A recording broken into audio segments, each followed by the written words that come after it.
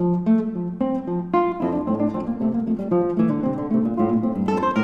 are studying, as you know, the historical context of the New Testament now, although we're still working through a time period which would apply to the Old Testament but really doesn't influence the Old Testament very much. But it's the era in which we have the rise of the Roman, first of all, kingdom that we looked at last week, the 7 kings of Rome, and we were noting last week that each one of them makes a distinct contribution that becomes thematic for the development of the Roman culture. This morning we're moving to the next kind of major chapter of Roman history, which is sometimes called the Roman Republic. And so we'll be focusing on that this morning. We're not quite still to the New Testament, but my promise to you is that by next week we will be. So thank you for your patience. I'm a little OCD as a Sunday school teacher. I need to start at the beginning and work my way through, you know. And so you're just kind of tolerating that, and I do appreciate it. But this morning we're going to be dealing with the Republican Roman world before it really becomes imperial. You know, Rome has kind of 3 great chapters: the kingdom, the republic, and the empire. And we are now in that second chapter, the Republic, which goes from the year 509, when the Romans threw out their last king, Tarquin the Proud, because he had become such a scandalous character that the Romans not only got rid of him, but swore, never again are we going to have a king around here. And so even the later Caesars very scrupulously avoided ever calling themselves a king, because that was part of the culture, part of the tradition in Rome. But in 509, they got rid of that king and then established what was really a grand experiment. Really, for the first time in human history, we have a true experiment in republican government. Now, some would argue that that was true also in ancient Israel's jurisprudence and so on, and I would agree that at least to some degree we find some of those principles at work at a much earlier time, but it was always still with an understanding of a kind of theocratic ultimate governance in Israel, whereas in Rome, really it became an independent republican type of approach. So that's what we want to look at today. And that does also shape the Roman psyche in a way that does show up, at least to some degree, when we look at the New Testament. And to illustrate that, I'd like to direct you to Luke chapter 7, and the text that we're going to read at the beginning and return to as time permits at the end is a famous incident in which Jesus has an interaction with a Roman centurion. And I think we see some things in this man which do reflect not only the work of grace in his heart, which is obviously there, but also something of the culture he had inherited from Rome's better days at an earlier time. Even though Rome had become imperial by now, there was still a very distinct memory of that Roman culture and the Roman Republic and so on. And you see little traces of it even here. So if you have your Bible and would like to follow along, it's in Luke chapter 7. And it's the first little story here of Jesus healing the centurion's servant. So Luke chapter 7, beginning at verse 1, this is the word of God. After Jesus had finished all his sayings in the hearing of the people, he entered Capernaum.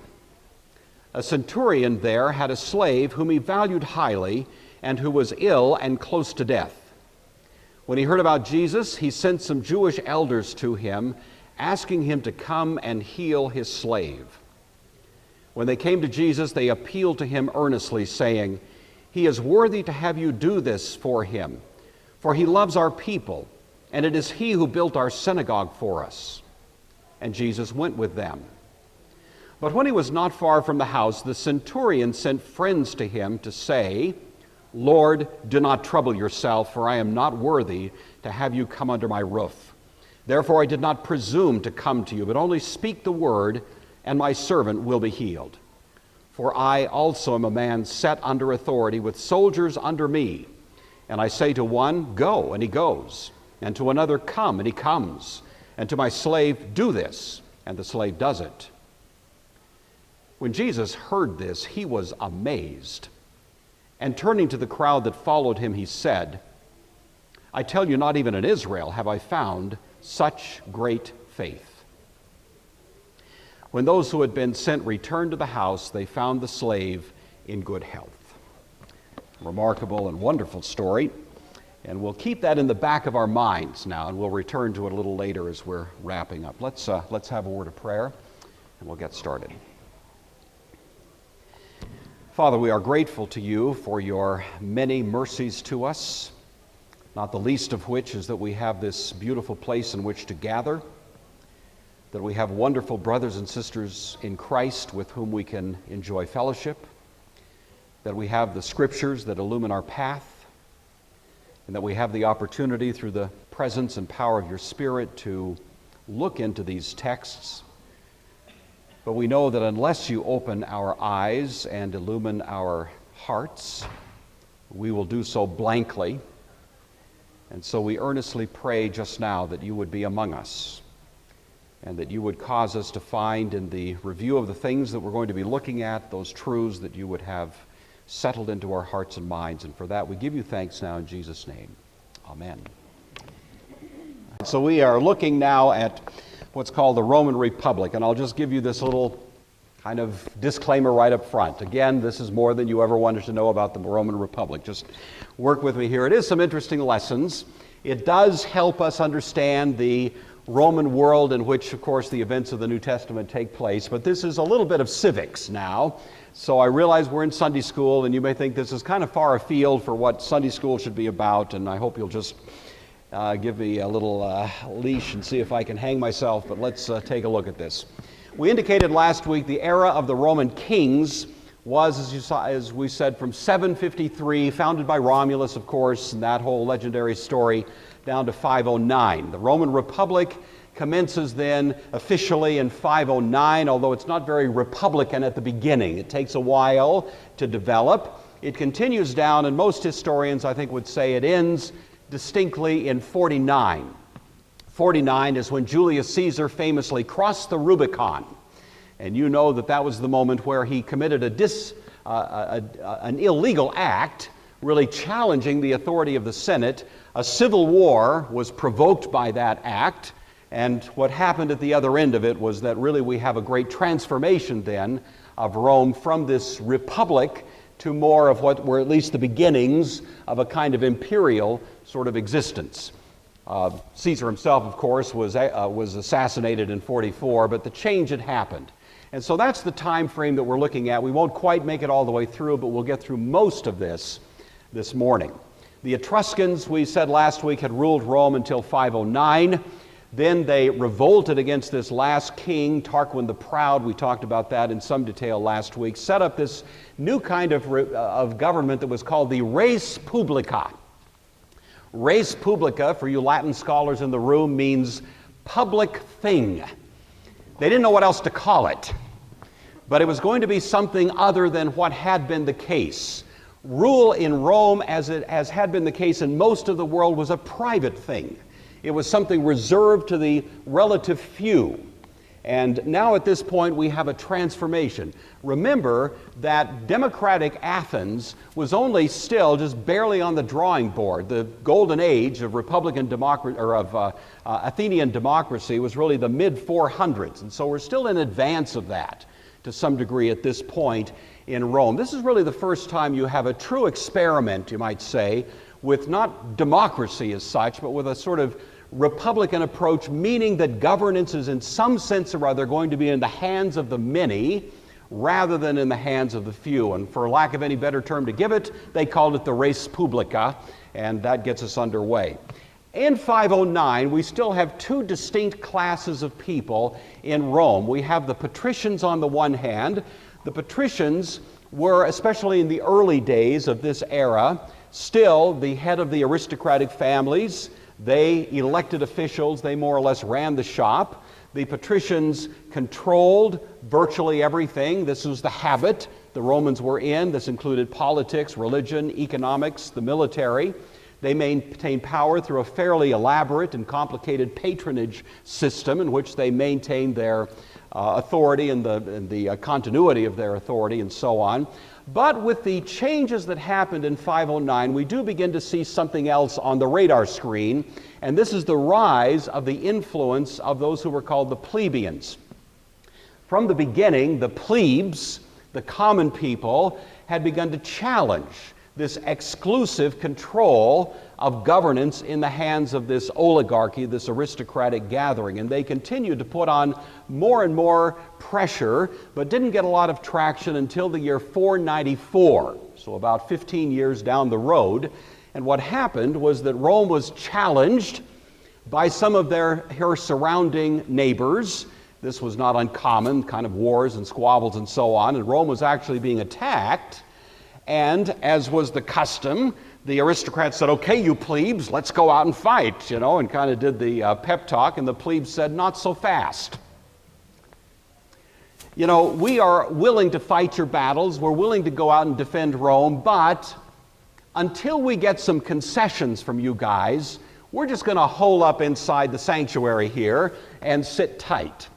And it put a huge amount of pressure on the aristocrats to make some kind of concession in order to mobilize the plebeians to go out and fight this battle. And so indeed, that was the first point where we really began to see the plebes now in Rome exercising some of their increasing political muscle. And so the Patricians, knowing they had no ability to fight this battle on their own, made these concessions, and that was really the beginning. We have in 509, the Republic starts sort of technically, but in 494, we begin to actually see a huge shift, or at least a significant shift, in the way power was distributed in the Roman world. This gave rise to what was called the plebeian council. The plebeian council involved an assembly of people who were constituted strictly as those who represented the plebeian class. This is something like in England, the House of Nobles, the House of Commons. Something like that now is happening in the Roman world at about this time. They also, as an act of their own kind of deliberations, decided to elect a representative who would be called the tribune. And so at this point, we have the beginning in Roman history of a character known as the tribune of the plebes. And this individual had a fair amount of responsibility, and had the responsibility in particular of representing plebeian interests at the table of those who were governing. And this guy was given a fair amount of horsepower. One of the most important was to protect the plebeian interests and so on. And the main weapon that was entrusted to him, with great pressure from the plebes once again, was the power of the veto. And so for the first time, you have someone representing the plebes who had a right of absolute veto. Meaning, if any law was proposed by the aristocratic class, which the plebes felt was contrary to their own interests, this tribune could veto it outright. And there was no overruling that veto. That's a very significant amount of power. The President of the United States has a qualified veto. He can veto proposed legislation, but a supermajority, 2/3 of the House and the Senate, can override that. You all know that from high school civics, don't you? And in Rome, it wasn't that way. You see, this tribune had absolute veto rights. So that's a fair amount of clout that was now being shifted to the plebeian side, and this really does begin to balance out the, you might say, critical mass of governmental authority there in Rome as this begins to take shape. The other significant change that occurred in about this same time frame, 5th century BC, in Rome, is a change in the way in which the laws are treated.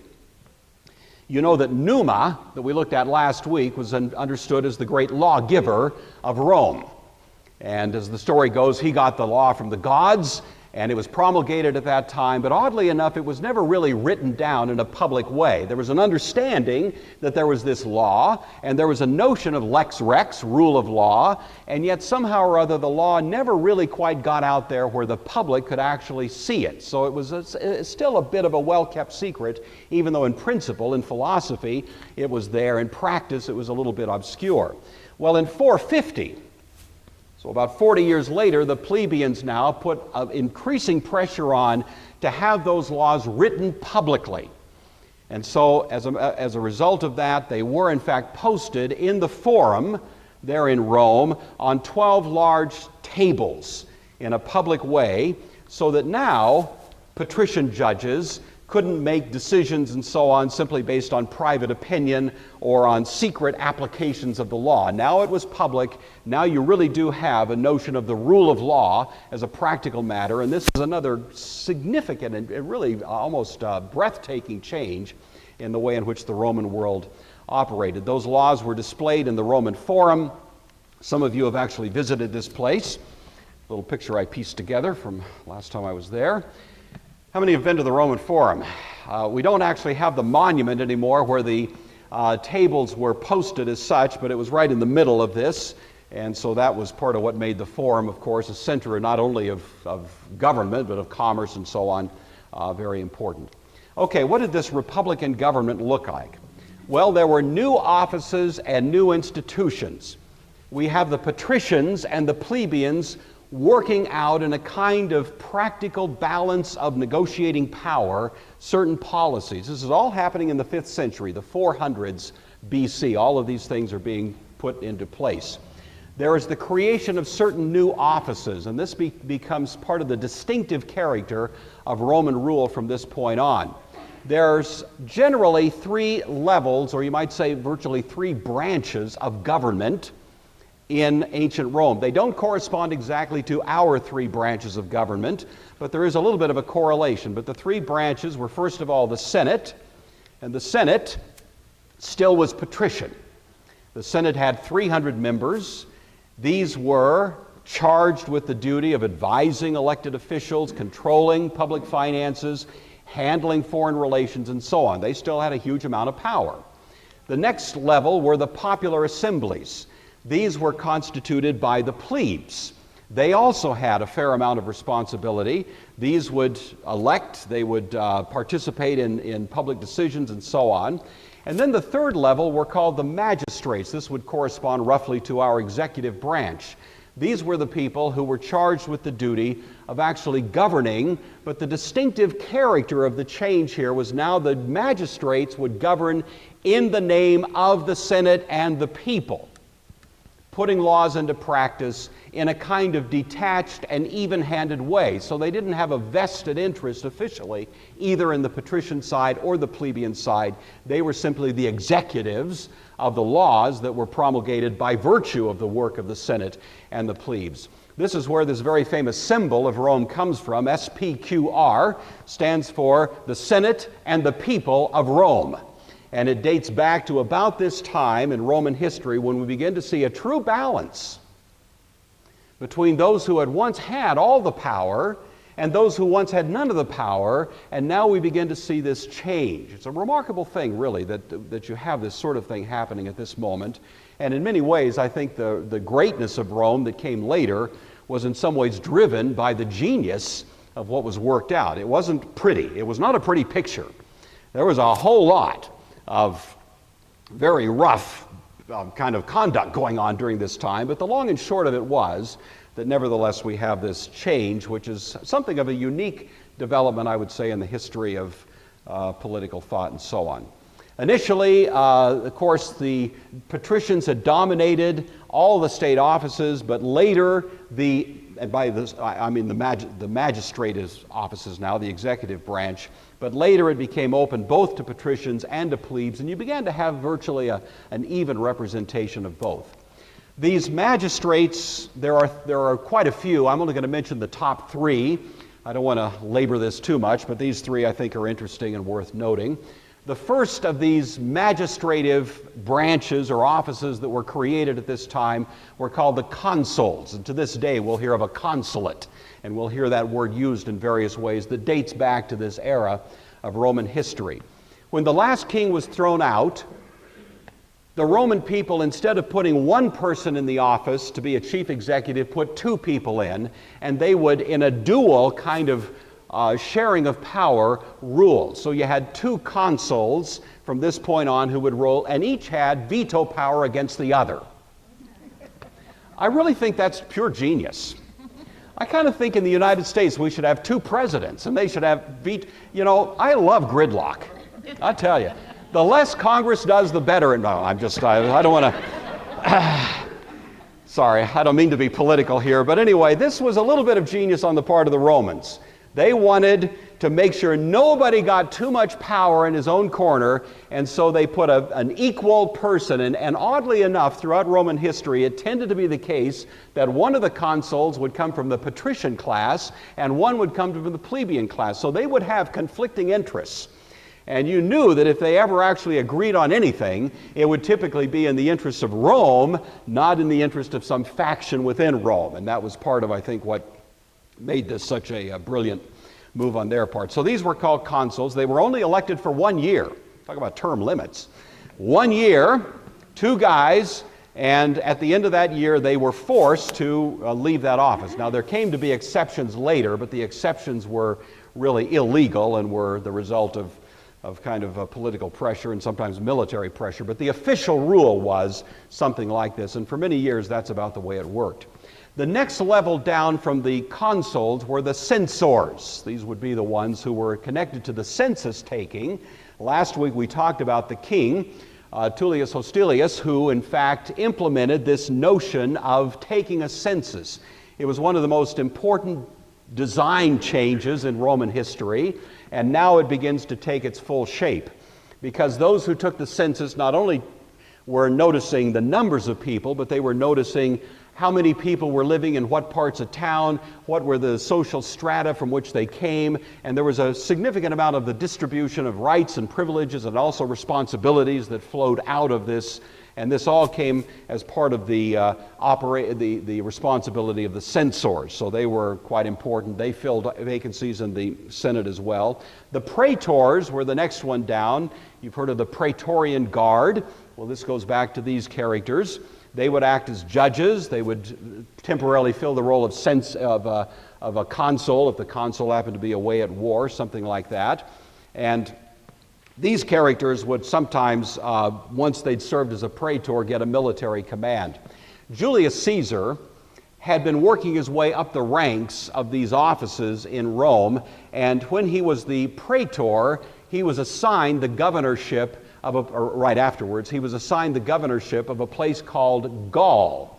And you know, from about 60 to 50, the Gallic Wars were when Julius Caesar really made a name for himself, and he was able to conquer all of that region, and it was in 49, right after that was over, that we have this change in Roman history. So he had worked his way up through the ranks, basically through the offices mentioned here. This government worked quite well. There was a great deal of elaborate checks and balances. There was the strong conviction that no one person and no one branch of government should get too much power. James Madison, when he wrote Federalist 10, was clearly indebted to this Republican experiment that went back to Roman history. He doesn't mention it by name, but certainly the thought in his mind and the whole notion of what you could call faction management that he talks about there in that particular brilliant document that he wrote, the father of our Constitution, really does show that he was deeply educated by what the Romans had done. He has other sources as well, but he certainly owed quite a bit to them, and we see part of the reason why. All right, that's all I'm going to do about Republican government in Rome. Now I want to shift more to the history of how Rome began to expand and grow, and it's going to take us down about to the time of the Maccabean revolt, which is where we'll leave off today. So, in 509, we have the founding of the Republic, as we were saying. Rome at this point controls about 800 square miles, which isn't a whole lot of real estate. The city itself and a narrow swath that went from the city down the Tiber River to the city of Ostia, we mentioned last week, all of that constituted Rome in 509. So it's not an empire, it's not all that big, really. There were certainly other provinces and cities and so on that controlled more than Rome did. Rome, at this point, no one would have guessed that they would become the dominant power in the world. You just never would have guessed it at this time, but nevertheless, that's about where we were. When the Roman Republic was created in 509, she was facing significant threats. Some of those threats were external. She was surrounded by powerful enemies that didn't like her very much, and so there was constantly a kind of military footing in Rome in which they were always having to watch their backside with respect to neighbors, and this was pretty typical of much of the ancient world at that time. But there was also these internal conflicts.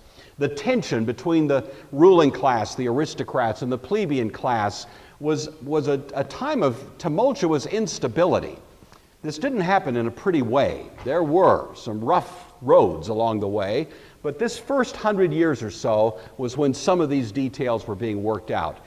During that time, there wasn't much growth.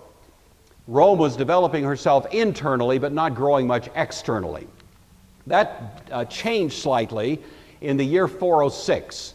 The main city that was the threat to Rome was a city called Veii, V-E-I-I. It was an Etruscan city, and there was a constant feud going on between Rome and Veii.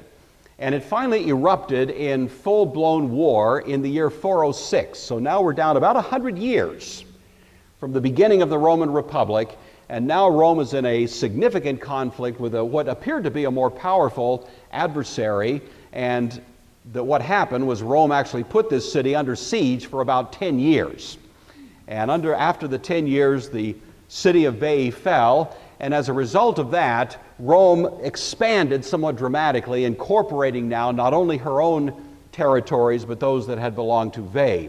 She probably would have expanded even more, except that there was a swift and brutal attack that came from the Gallic tribes to the north, and a famous chieftain whose name was Brennus. Good-looking guy. And he was brilliant. He was sort of like an early version of Hannibal. He was really very much a military genius, and he brought these Gallic tribes down, and they just were pillaging and marauding through the countryside of Italy until finally they wound up at Rome's doorstep. And Rome was really put on the ropes by this guy and held at bay for some time. They finally actually didn't defeat him, but they just negotiated a truce with him, gave him a whole bunch of stuff, gold and silver and a bunch of other things, and made him go away, and he did. But that did kind of slow them down a little bit, so that was a bump in the road. But then over the next 60 years or so, you do begin to see Rome, now that her Etruscan adversary is set aside, begins to expand somewhat more dramatically. So the red section of this map that you're looking at there represents where Rome was in about the year 338. So again, it's not a great empire, but you can see that there is now a significant amount of growth that's taking place. By 290, Rome is wrapping up what are called the Samnite Wars. The Samnites were neighboring, you would say a cluster of cities really, that represented a fair amount of the middle part of Italy, and after a series of battles they were able to expand to this point. So now we're at 290, beginning of the 3rd century, and you begin to see now a trajectory. This Republican government, oddly enough, is actually quite effective in dealing with adversaries, and one of the distinctive features of Rome, which goes clear back to those kings, was they really didn't try to beat the tar out of their enemies. They really did try to incorporate them and make them part of the Roman world. I think this is the beginnings of that vision from Daniel of iron mixed with clay. Rome was always cobbled together by various people who had various opinions about things and values and so on, but if they could sort of find their way into the big tent of Rome, they would be okay. And that was really the philosophy that Rome followed.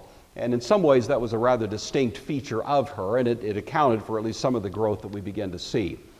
All right, so we're at 280 now, and this brings us to the next significant moment in Roman growth, which is called the Pyrrhic Wars. This guy is Pyrrhus. Pyrrhus was a Greek king. He was ruling in a part of Greece, or Macedon really, called Epirus. And remember now we're at the year 280. Alexander the Great is dead. He died in 323. But if you can imagine in your mind's eye, Greece and all points east have come under Greek control. We looked at all of this last year in some detail. But Alexander takes the Greek Empire to the world. He dies too soon. His empire is divided up among Greek generals who had served under him: Ptolemy, Cassander, Antigonus, Antiochus, Seleucus, and so on. You know all those names we looked at. But that's all points east. Pyrrhus styled himself as another Alexander the Great. He thought 2,000 years later we'd be sitting in Sunday school talking about Pyrrhus the Great. That was his vision. But he wanted to take the Greek world west. And so he'd already been thinking about this. And what happened in 280 approximately was that a little Greek city, remember Greece, you may recall from last week, Greece controlled the southern part of Italy, the island of Sicily, and had a pretty robust presence there, a trade presence and so on, and were a fairly dominant force. There was a town in the so-called boot there of Italy called Taras. It was a Greek city, and the people living there were getting nervous about Rome because they'd seen the Romans continuing to pressure them, and they saw Roman ships sailing out there in the bay, and they began to think, I think we're the next target for these guys. And so they email Pyrrhus, and they say, hey man, all of those grand visions you've got for expanding in the West and becoming the next Alexander? Well, here's your prime opportunity, because the Romans are putting pressure on us, and we'd love it if you'd come over and rescue us. And Pyrrhus thought, cool. And so he loaded up about 30,000 soldiers and 17 elephants and sailed across the Adriatic there and landed, and it was quite a sight, I guess, at least as far as it's described. All of these guys just looking wonderfully powerful as military sorts, and the elephants, the ancient version of an army tank, sort of thing. They all showed up, and they were going to teach those Romans a lesson. And so for about 8 years, we have a period called the Pyrrhic Wars. Some of you have heard the expression Pyrrhic victory, haven't you? You know that expression? There's got to be a hand in there. Never heard? Okay. Thank you. Philip, can you say off the top of your head, what is a Pyrrhic victory? It's a victory that's essentially a loss. Right. You win in title, but in winning, you're basically got it. Perfect answer. Give that man a hand. I mean, that is good stuff. And that's exactly what happened. Pyrrhus came. He won every engagement with the Romans. Every time, he won. And he was reputed to have said more than once, I can't afford to beat these guys one more time. Because even though he would win, it would be at such losses that it was virtually, as a practical matter, a loss, even though technically he walked away the winner. The only battle that he finally didn't win was the last one, when he was sent sailing home with only a fraction of his original force. None of the elephants survived, all of it was over. It took about 8 years. Pyrrhus himself died in a street fight about 4 years later in the Greek city of Argos, and that was it, so that's why most of us have never heard much about Pyrrhus. But anyway, what happened as a result of that was that Rome was now able to absorb and occupy the southern part of Italy. So now we have Rome essentially in the year 272 dominating all of the Italian peninsula. And this brings us now to the next big conflict in the middle of the 3rd century called the First Punic War. You've all heard of the Punic Wars. There were actually 3, but 2 in particular are important. The first of these, I won't go into the details, we don't need it, but just be aware that with Greece now becoming of diminishing importance, kind of being squeezed out, it only left 2 players. It left Rome in the north and, of course, Carthage in the south. And we talked about last week the 3 great cities that were originally there: Rome, Syracuse, and Carthage. Well, Syracuse is now being squeezed, the Greek city, and the whole Greek population is feeling the pressure, and now it's leaving these 2. And a little triggering event or set of events brought Rome and Carthage into a conflict with each other at this point. And this is called the First Punic War. The long and short of it was that by the time it was over, without going into the details, Rome had absorbed the 2 major islands that had been under Carthaginian control, Sardinia and Corsica, which are off to the west there those beautiful islands there in the Mediterranean. And so the First Punic War, again, was won by Rome and represented another great expansion. In the interregnum here between the First and Second Punic Wars, we have what are called the Illyrian Wars. There was a queen in Illyria, which is over in Macedon, who had been giving Rome some grief, and they had some battles with her. And that becomes the first toehold of the Romans in Macedon. So now we see them kind of moving west, Corsica, Sardinia, moving east, Illyria. The Carthaginians are worried. They bring a fair number of people over to the Iberian Peninsula. It's not on this map, but it would be off to the left. That would be Spain, and they have now a presence there.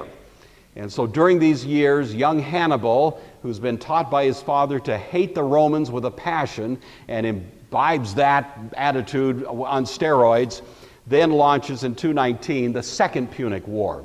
And of course, the most famous character of this was Hannibal, who was basically leading a brilliant raiding party up and down the Italian peninsula for about 20 years. He was never defeated. Every time he met the Romans, heads on in the conflict, he always won. He was a brilliant tactician, but he just couldn't quite get the horsepower. He was hoping that as a result of his successes against the Roman army, the population generally of Italy would rally to him and revolt against the Romans. And so he thought he was coming as a liberating savior. But as it turns out, the people in Italy didn't dislike the Romans all that much. And so Hannibal, thinking that he was going to be the centerpiece of this kind of public support, found himself very lonely. And so even though he was brilliant, a genius for sure, one of the greatest of all history, he was never able to rally enough popular support for his efforts to be very successful. Eventually, he was defeated at the Battle of Zama, Z-A-M-A, in 202, just outside of Carthage. He went off and became a helper to Antiochus the Great later on. But anyway, as a result of the Second Punic War, now Rome is controlling, you can see, a huge amount of the center of the Mediterranean world, including now Sicily. So, where does that leave us? We're at the year 200. We've seen rather astonishing growth, and at this point, this is what the ancient Near East looks like. That purple section right in the middle of your map is the Seleucid Empire. If you were in this class last year, we talked about the run-up to the Seleucid Empire, and I'm not going to go back over that, but just take it on faith at this point if you weren't here, that Seleucid, kind of the ruler, the Greek ruler of Syria, had extended his holdings throughout a huge amount of the ancient Near East, and that was the section that he controlled. The middle section, you probably can't see it well, but I'll show it better in a moment, of Macedon, the Greek peninsula, is ruled by a guy named Philip V. And he was quite a brilliant king and quite a brilliant military tactician, but he simply didn't have the horsepower to resist the greater forces that were afoot in the world at that time. And Rome controlled everything off to the west. So you've got the ancient world in the year 200 looking kind of like this. The Roman Republic is in the west, the Italian peninsula, Carthage, Sicily,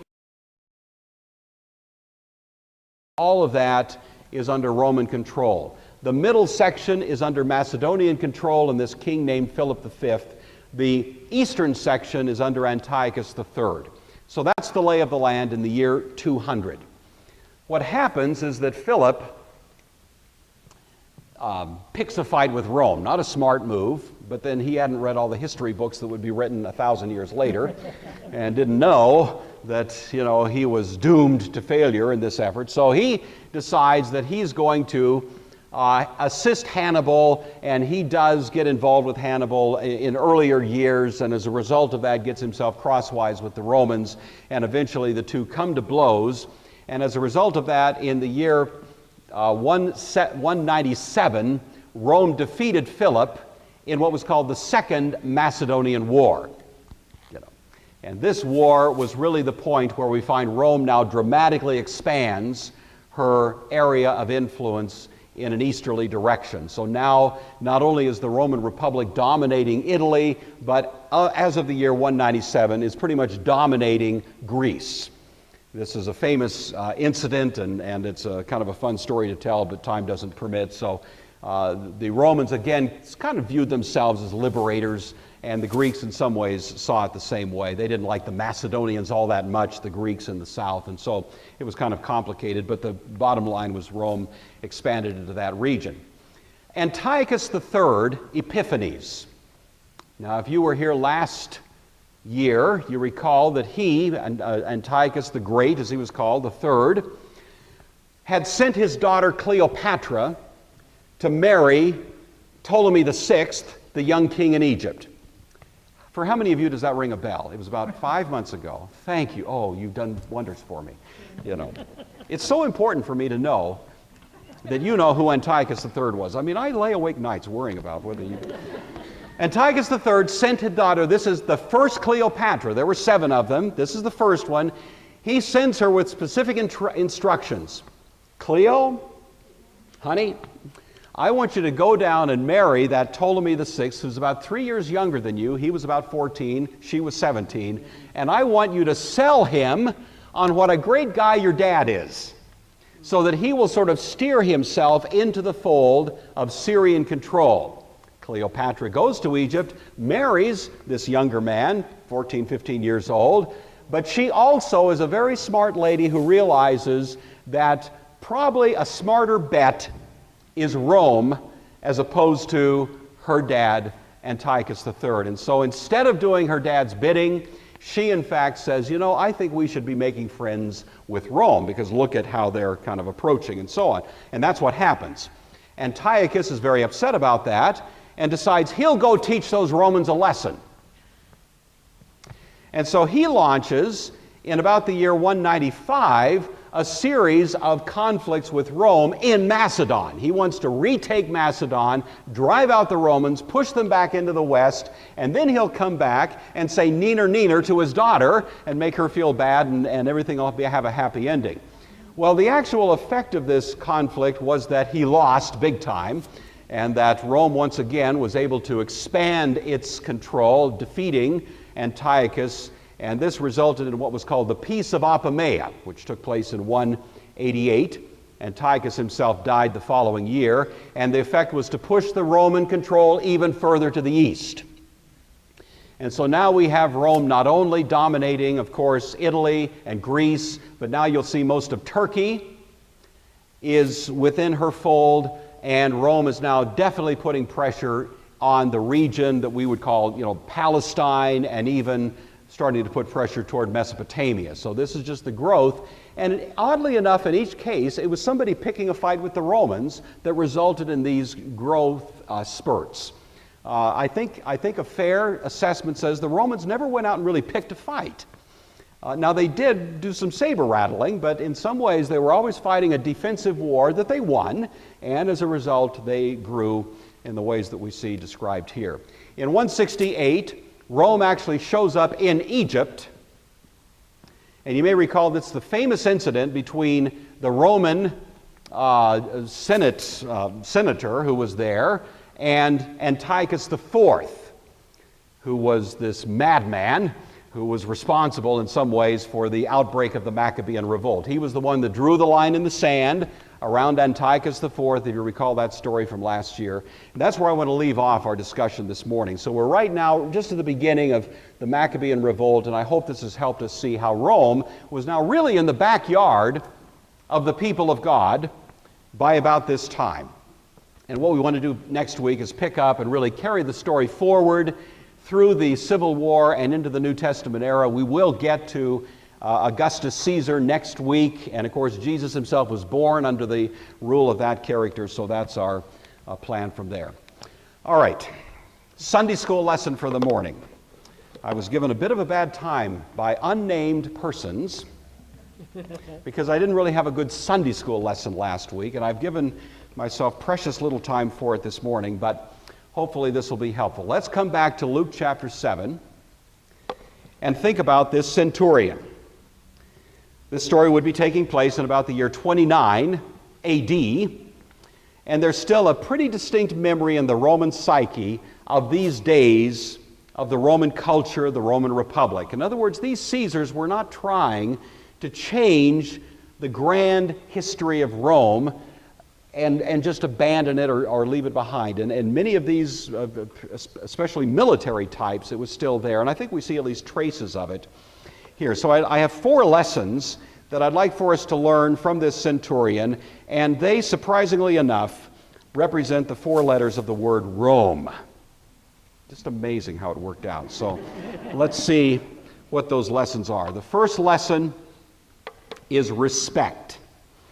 I want you to notice this centurion. Notice the respect that we find in him for his slave. He very much cared for his slave and wanted him to recover. The respect he had for Israel. He built their synagogue. The respect he had for Jesus. Now, I think we can safely say that the respect that is conspicuous in this man's life was, at least to some substantial measure, the result of God's grace at work in his heart. But it was still reflective of the psyche of the Romans. They did have an idea of honor. They had an idea of respect. They didn't always express it as well as we might have hoped, but nevertheless they had a pretty well-defined notion of what it meant to honor someone, those who were worthy of honor, those who were worthy of respect. And so we're not too surprised to see these characteristics showing up in this man. I'm especially interested in how the Jewish people, who are intermediaries between the centurion and Jesus, say he's worthy of having you do this for him. He's worthy, in other words, of your respect, and the reason they give is because he himself has been so respectful. And so my first Sunday school lesson, which I hope is pretty obvious, is that the people we meet in life are worthy of our respect, aren't they? Sometimes we meet people that are respectable. Sometimes we meet people that are not so respectable. But insofar as we meet anybody in any human situation, regardless of what they've done, such people were created as God's handiwork, and they are ones who are proper recipients of his message of good news in Christ. And that in itself should give us warrant to, by God's grace, respect even those who are not very respectable in the name and the work of Christ. And I think we see certainly in this man a good example of that. The O here is for obedience. Notice this remarkable thing that he says. Beginning down in verse 6, Lord, don't trouble yourself. I'm not worthy for you to come. I didn't presume to come to you. He makes this statement, for I am also a man under authority with soldiers under me. And I say to one, go, and he goes, and to another, come, and he comes. And to my slave, do this, and the slave does it. The man understood authority. He understood obedience. He understood what it meant to be in authority and have people under him. He also understood what it meant to be under authority and respond to people over him. He had a grasp of that. The Romans had a deep sense of authority. They knew about checks and balances. They knew that nobody should have absolute power, that in some ways everybody should be under somebody's authority. At least the limitations of jurisdiction should apply to all of us, because in a sense none of us can be trusted with absolute power. The Romans had learned that, and they'd attempted to implement that principle.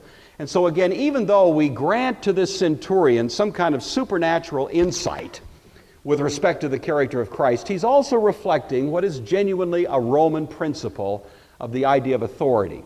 The Apostle Paul tells us in Romans chapter 13, there is no authority except from God.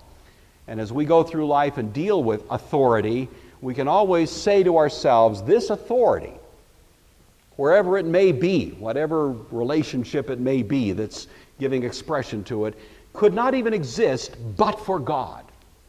Authority can be abused, but the abuse of authority is not the negation of it. It just means the person abusing it is going to have to give an account of the way in which they abused the power that was given to them. But the fact that there is authority in this world is, again, I think, beautifully illustrated by our centurion friend. The third, the M, is for model. I love this line. This is down in verse 9. When Jesus heard this, he was amazed, and turning to the crowd that followed him, he said, I tell you the truth, not even in Israel have I found such faith. Jesus sometimes displays amazement. I think from a theological point of view, we would say the amazement is more tutorial. In other words, sometimes when you're dealing with your 3-year-old grandchild, you might look into something and go, wow! Well, you're not expressing your amazement, you're doing it for the experience of the child, aren't you? You're showing amazement so the child can share somehow in what is apparently happening. And I think Jesus would do something like that occasionally as he was shepherding his people. Here's a centurion who says something remarkably, potently, powerfully true, and Jesus goes, wow, because he wants his followers to get it. This is amazing. This is worthy of your respect. This man is modeling faith in a way that I haven't found it modeled even among the people of God. And in precisely what respect is he modeling it? In his respect, in his obedience, all of these things taken together, his faith, his understanding of authority, all of this displays something that Jesus wants to hold up for us. The thing we should gather from this, of course, is that we are modeling for somebody the life of faith. Sometimes we know it, sometimes we don't. Sometimes we know who's watching, sometimes we don't. You know we are all being watched as we drive, as we look at stuff in the store, as we just conduct somebody's watching you, and sometimes you don't know it, do you? We are all modeling it. The final one, the E, is for effect. A life lived in obedience to the principles that are certainly reflected in this centurion and reflective of the ethic of the New Testament has an effect in the real world. This man's slave was healed.